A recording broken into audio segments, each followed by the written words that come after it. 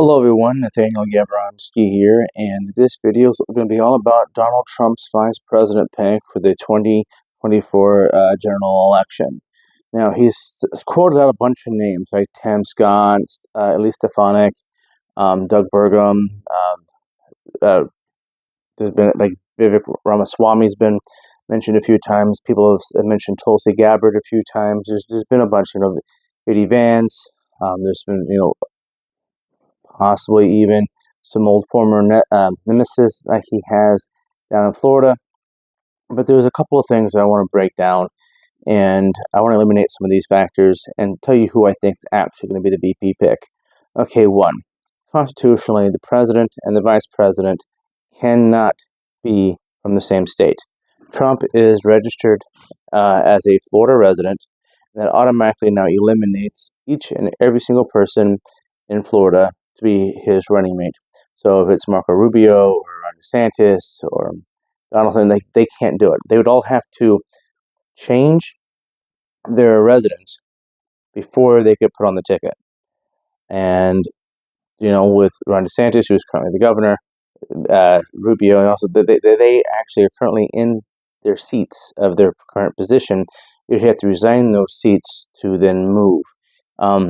Problem with that is that the margins in the Senate and the House are very slim, and if you remove a senator, even for the minority, it just gives them Democrats a bigger majority. And with the House, there really is no room for error, literally no room for error. So anyone moving out of their seat to be on the ticket is just not going to happen. Also, to run as the VP, you could stay in your seat.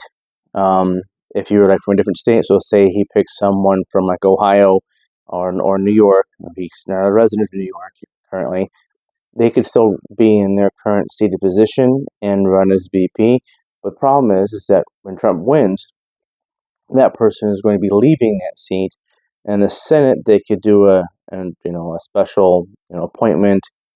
And then the thing is, though, is that when you do an appointment like that, it automatically makes the very next election a midterm election, which the party in power usually doesn't do very good. They usually lose seats, and you're going to be putting in a freshman person going up in a midterm election for a seat. And even say Ohio, J.D. Vance, the seat is not guaranteed. They have one Democrat and one Republican senator in Ohio. The current Democrats going for re-election, he may lose. He could run if, say, Trump wins and J.D. Vance comes in. Brown could just run for that seat, and his supporters are going to be fired up to get him back into office. So there's that kind of play, that of what would happen if you move these pieces on the board. And Ohio is not guaranteed to go Republican or Democrat. It is a true toss-up state. Sherrod Brown is actually very popular among a lot of Republicans in Ohio. When you go into Elise Stefanik, she's really popular in New York, but again, you would remove her from her current seat, and you would have a special election. A special election would happen within a very short time with congressional seats. There's no gubernatorial appointment. Even though Stefanik's in a good Republican area, she's not guaranteed to win, and no other Republican in that area would be guaranteed to win either. So you're putting at risk a seat that you have in your column to going into the other guy's column. So you don't want to do that. That's going to eliminate anyone and everyone that is currently in their seat in office, and their term is not going to end January 2025. Now, if their seat's going to end and they're not seeking for a re-election, you're not out either way. So there's people who've announced they don't really intend to keep running anymore, like Tim Scott for his Senate seat. Then that is an option. But I'll go into more with him a little bit later. So let's go into Vivek. Vivek, a business guy, but he's quite young. And he has some of the things that Trump did. No other office he's held. Business guy, started his own business, self-made primarily. He is quite controversial for many people. Not me personally. I know the guy personally. I like him. I have nothing against him, but there are a lot of people who are not going to vote for Vivek. A lot of young people will, but a lot of the older votes just do not want him. Um, he's also doesn't really bring much to the table that Trump doesn't already have, and his youth could be seen as a liability. His experience level just is not where a lot of other people are going. Again, he's run that company. He's done very well, but he just does not have the experience over decades of time that I would like to see. And I think most voters would also like to see in a VP candidate. The only reason why Vivek doesn't really make the cut is because he doesn't really have the years on him of experience. He's really new to this. He knows like the social issues on policy, but he's missing a lot of other aspects on foreign policy. He's missing a lot of other aspects on dealing with foreign companies.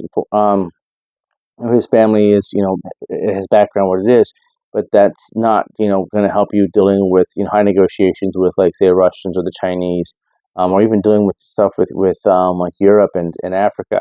So he's got a lot of potential, but I think the potential is better kept somewhere else in the administration, not the vice president. See, when you look at the vice president, you look at historically. Typically, the president is from the coastal regions or the Midwest, and the VP is from the other one. Okay, you see this in 2016 when Mike Pence was selected. This was not Trump's pick. Trump didn't even want Mike Pence. I don't even think they even knew him. But you have to have a coastal guy and a Midwest guy. And Pence added things that Trump didn't have, specifically the evangelical corner of the Republican Party, the ultra-conservative religious part of the party. Trump didn't have that, so the VP has to kind of pick those things, okay?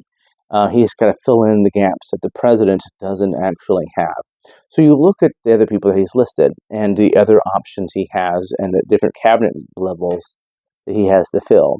Everyone that take Tim Scott, yeah, he would do great as a vice president. However, coastal region, so Trump's coastal, Scott's coastal. Also, there are other things that Scott could do in the administration where he'd be just as effective, and we need good people in those other areas of the administration. But what Scott doesn't bring is stuff that that's new. He doesn't bring in a different background, like a vastly different background, a vastly different understanding of the 21st century and how things are moving. He has a lot of other great qualities, but he's missing a lot of those qualities of, things that the president doesn't have that no one else really has. Because the vice president is someone who can kind of go from department to department to department. He or she can go to, be this czar or go and help run this thing or help modernize with the other cabinet secretaries this item line or whatever. He can go to a lot of different places. Cabinet secretaries are kind of stuck in their lane.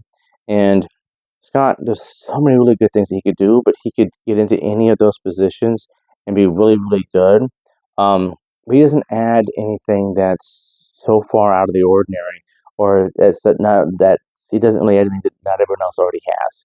So that's the only thing that really knocks Scott. Scott's actually one of my top two choices. Tim Scott's someone I've known for a very long time. I've hung out with him a lot, and I actually really want him to be president someday. But I think his path forward is not through the vice presidency, at least not this time, compared to the other options that he has.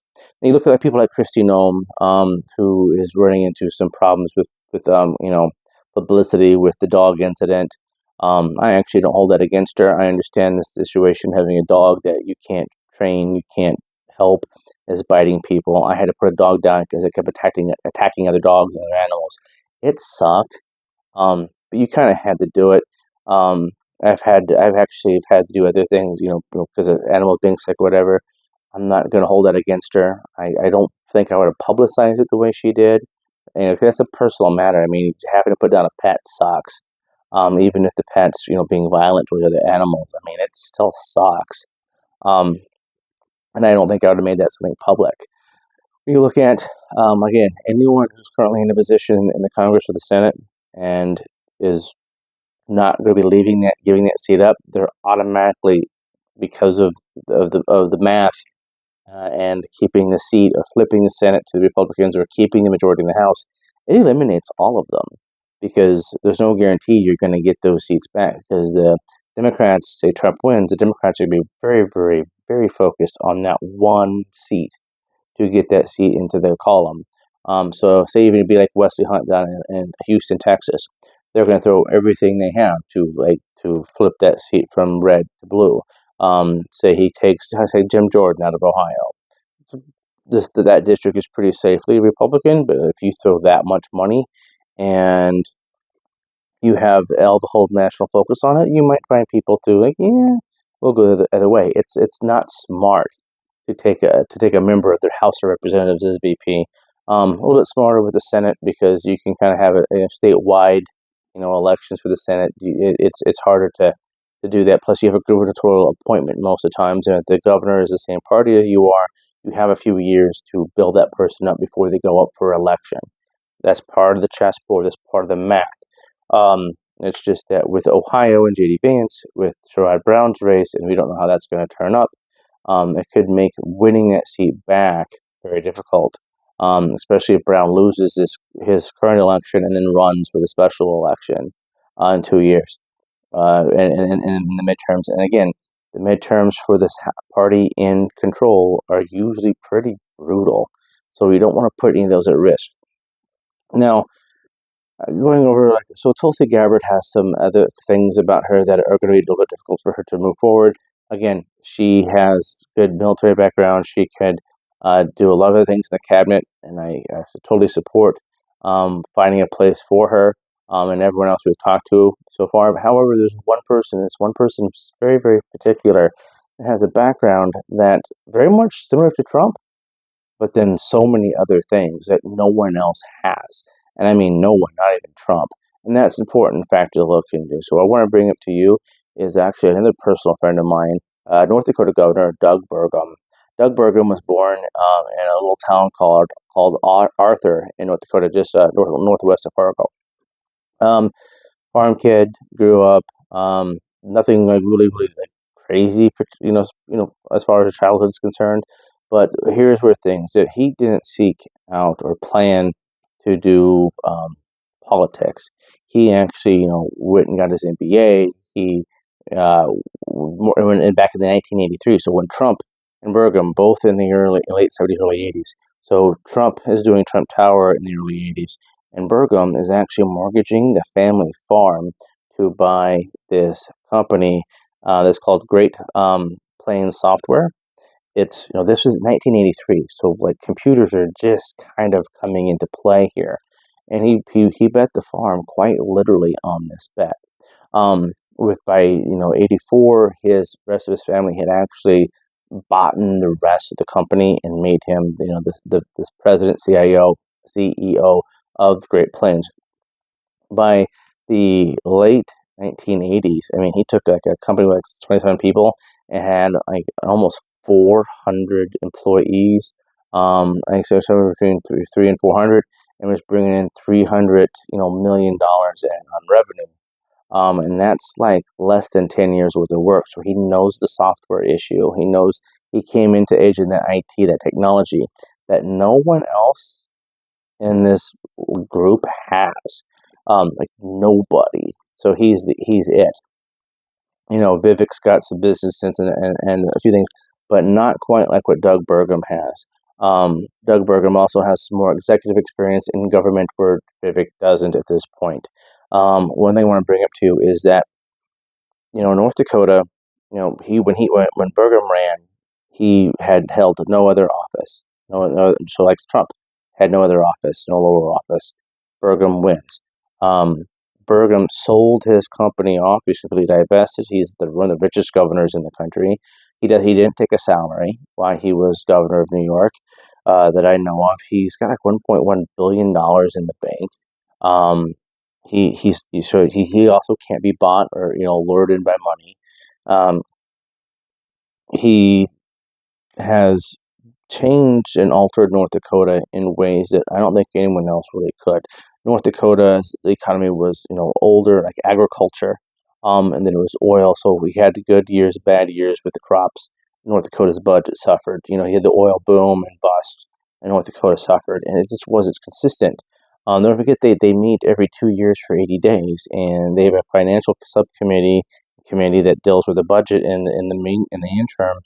And before he came in as governor, I think North Dakota's $1.6 billion budget shortfall. The state had $1.6 billion shortfall. That actually was one of the things that actually led to Burgum winning the race, is that everyone else kind of running didn't really have like the background to be able to do this. Burgum was in IT. He was a business guy. He was a billionaire. Um, he endorsed Trump very, very early before, and no one else really talks much praise about Trump. Burgum did. Um, so Burgum comes up. Burgum has been a great governor for the state of North Dakota. He's diversified the state. Dennis O'Leary, Mr. Nice Guy, also from the Shark Tank. Almost every disposable dollar he has goes to Fargo, North Dakota, because Burgum has created a haven in North Dakota, people who are in the business into technology, but not crazy liberal. Fargo is probably one of the best places to go for technology in the country. I think Fargo is going to outpace Silicon Valley on some of these vital components of the 21st century, and that we should take a little bit of respect to Doug Burgum for being able to produce a state that did this. He completely diversified the economy. They're building new roads. He's working with school pay. He also deals with the Chinese and like cyber technology and cyber warfare. The Chinese and North Koreans were attacking school systems there, trying to get people who work at all the government facilities, nuclear facilities in North Dakota. Their kids go to these schools. You hack the schools, you get the kids' information, and you have possible passwords, possible information against all these people who work in these nuclear facilities, all these other high-level, U.S. government positions. Doug Burgum tackled that. He was successful at it. Also, he knows intellectual property rights. He would travel around the world doing business and find the Chinese had knockoffs of everything that he did. All of his money, all of his hard work, they had knockoffs of it. He understands that that is a crime and how it impacts him. No one else has that ability. Also, drones, which, if you follow the news, you hear about what's going on in Ukraine and Russia, and in Israel, Iran, and Gaza. You hear about drones all the time. North Dakota is the drone capital of the West. That's all Burgum. The technology going into North Dakota with all things that Burgum is done, no one can compare. And Doug Burgum is probably one of the top 5 governors in American history. He's his wife Dills is a recovering addict. She works statewide for recovery programs across the state, much like Trump with his brother who died from alcoholism. So they have that connection. They understand the tragic loss of addiction, and what addiction can do to families. And unlike Hunter, where they are enablers, the Trump and the Burgums, they're working at helping people and actually not just enabling them to continue their horrible lifestyle, but improving them. It's the background he has. No one else could.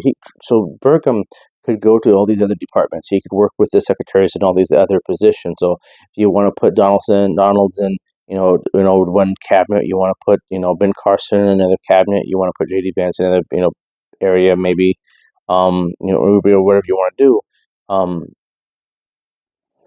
That's great. And then Burgum could help kind of go to each of these little places individually and help out. There's just no one else out there has the background that Doug Burgum does.